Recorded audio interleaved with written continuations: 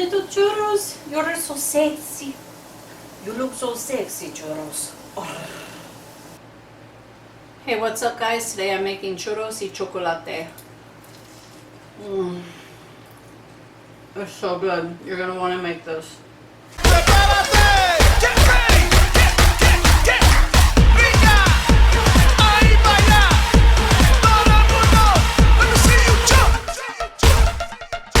So the first thing that we are going to start off with is going to be a mixture of milk and water. So what I have here is a half of a cup of 2% milk and a half of a cup of water.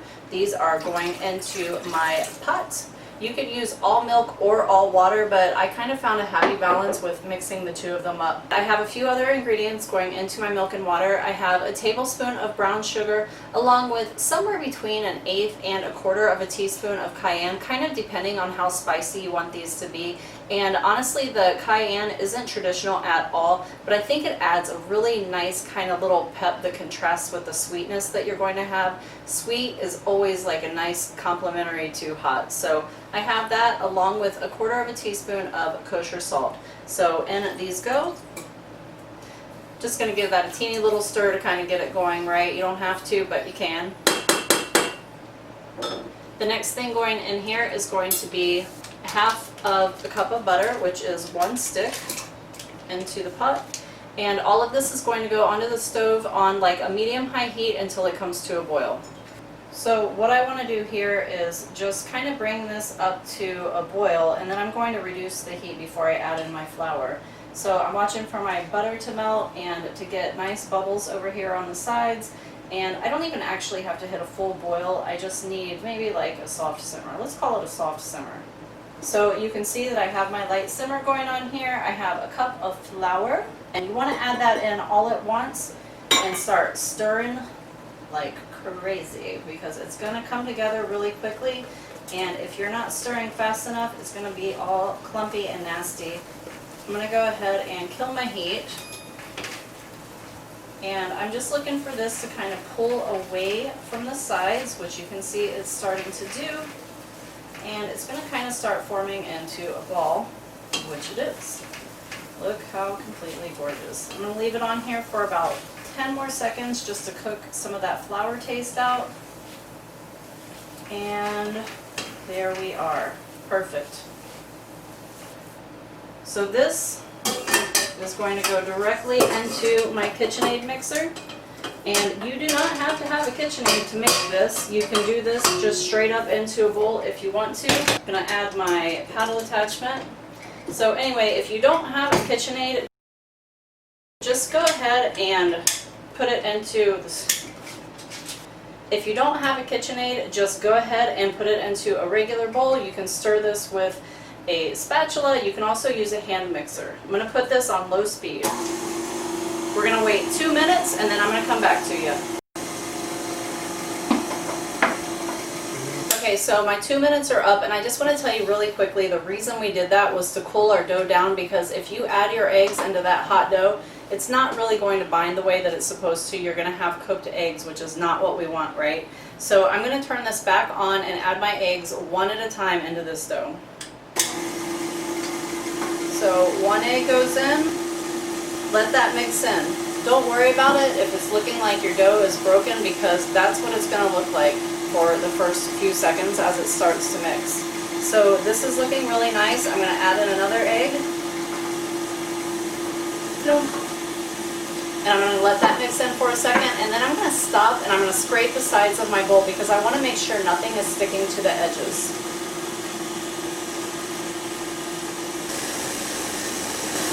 Together and get sexy. It's going to come together and get sexy in a second. Don't even worry about it. It's going to be gorgeous. And there it goes. Alright, I'm going to stop just for a second.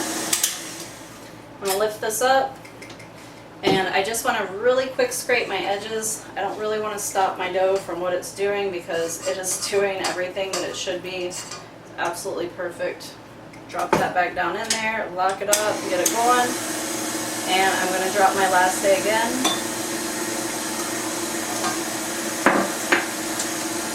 Take it down a notch, we don't need it up that high. I'm going to let this mix in just for another second until my egg is really well combined.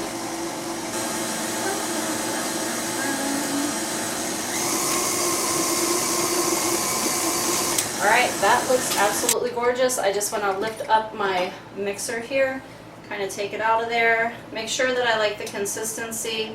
Every now and then, you know, I don't know, dough can be like kind of flaky.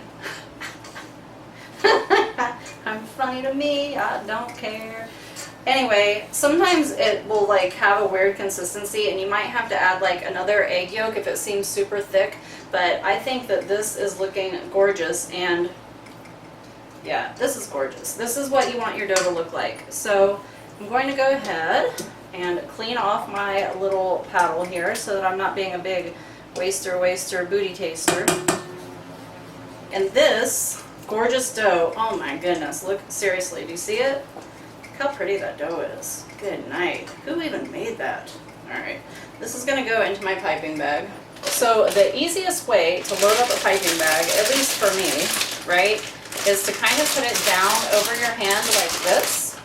Open this up right there, right? So it's kind of like you're feeding something.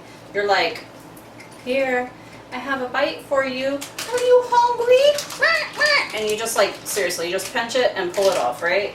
Give it another bite, just like this. And then like, as you feed it and it starts to fill up, God, did you see that? Don't worry about it. Didn't even happen. As it starts to fill up, you just kind of pull this down like that, right? So now I have a little bit more room. Gonna put the next little piece in there until I get this all the way full. So in this pan I have a half of a cup of cream, and you can keep this plain if you want to with just a half of a cup of cream, but I'm going to add in a teaspoon of instant espresso powder and a little bit more cayenne. I really like that spice in there, especially because like a traditional Mexican chocolate has just a little bit of spice to it. So I'm going to stir this in, and then I'm going to bring this up to not quite a simmer. I'm going to scald this. That's what we're doing. So what I'm looking for again is the little bubbles around the edges, and that is just going to take a few seconds here. Okay, so you can see that I have some bubbles going on in here, and we just need a tiny little bit of heat. You don't actually want too much because you'll end up burning your chocolate. Chocolate is pretty heat sensitive, so I added in a half of a cup of chocolate, and I'm hoping to be able to just stir it in with my spatula, mainly because I use a non-stick pan and I don't want to get my whisk out and use it because I don't have one of those awesome silicone whisks, but I'm just going to stir, stir, stir. Oh my goodness, it looks so pretty. Okay, it's totally coming together. I'm so happy. Yay! That's perfect. All right, sauce is done. Sauce is going to get stirred just a little more, but it's gorgeous. Do you see it? Oh my goodness, beautiful. All right, over here to the side, and I'm just going to go ahead and start frying some dough. I totally almost forgot to add my vanilla into this, right? So you're also going to add in about a half of a teaspoon of vanilla extract and just stir it right in. It's going to be gorgeous. So I'm going to set this down, and it's going to hang out right here and smell all beautiful right next to me while I go ahead and fry up these churros. Oh man, it's so good. So now I have my chocolate ready to go, and the next thing that I want to do is make sure I have my cinnamon and sugar ready for my little churros to go into as they're coming out of the hot oil. It's really important to put them in there while they're hot. So here I have a half of a cup of sugar and a tablespoon of cinnamon, and just really quickly, the kind of cinnamon that I love is a Ceylon cinnamon. You don't have to use this brand necessarily, but I really personally love this brand. It's organic, it's authentic, it is freaking awesome. The flavor is really good, and I put this in my morning drink every single morning because it is really high in antioxidants, so it's really good for you too. Anyway, my half a cup of sugar, my tablespoon of cinnamon, and I'm just going to mix this together. I want it to be ready when my churros come out because it's better to put them in when they're nice and hot. That's going to help the sugar to melt right onto them, and they're just going to be so yummy, okay? We want to serve them warm, right?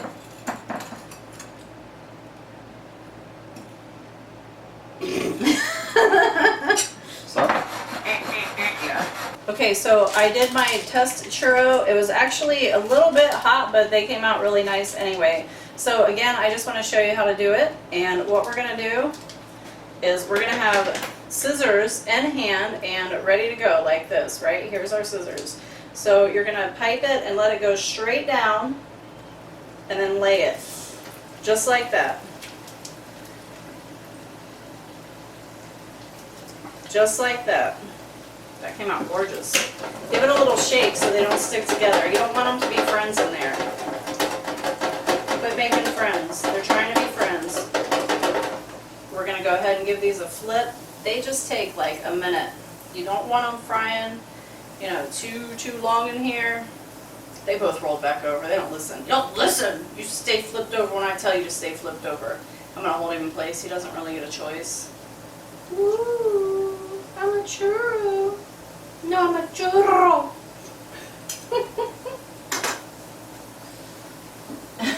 There you go. Hi.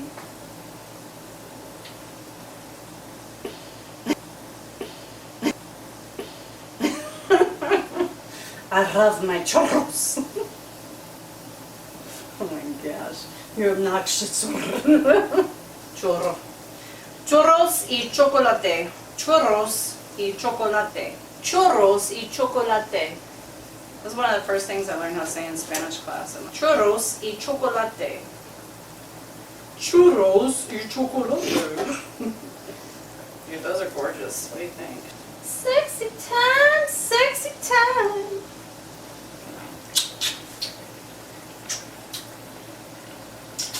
Alright, so shika, shika, shika, shika. I want to get this ready for the next batch, right? Alright, so these are gorgeous. They are ready to come out of here. They're going to go directly into my cinnamon and sugar, right? You want to make sure you're putting them in while they're really hot. Just kind of give them a little shake there to get the excess oil off of them, right? Roll them around a little bit. Give a little roll. Rolling, rolling, rolling. Alright, grab this other dude. He's going to go in there with his friend. Give him a little roll. Give him a little roll in there. Right? Gorgeous. And I'm going to get a little bit of sugar on top of him. You want to get them nice and covered while they're really hot. Don't mess around because once they cool off, they won't hold on to that sugar as well. Those are perfect. Alright, these are going to go over onto my rack right here. So I just have a baking rack set up with my sheet pan underneath it, and they're going to chill right here while I do the next ones. Seriously though, just check out the center of this. Oh gosh, it is like soft custard inside and crunchy.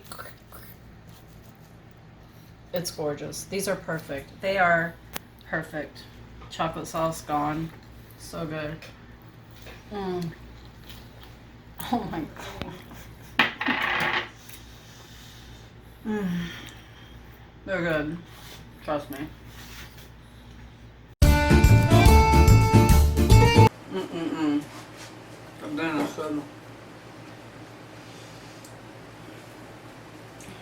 Seriously, it tastes like custard inside.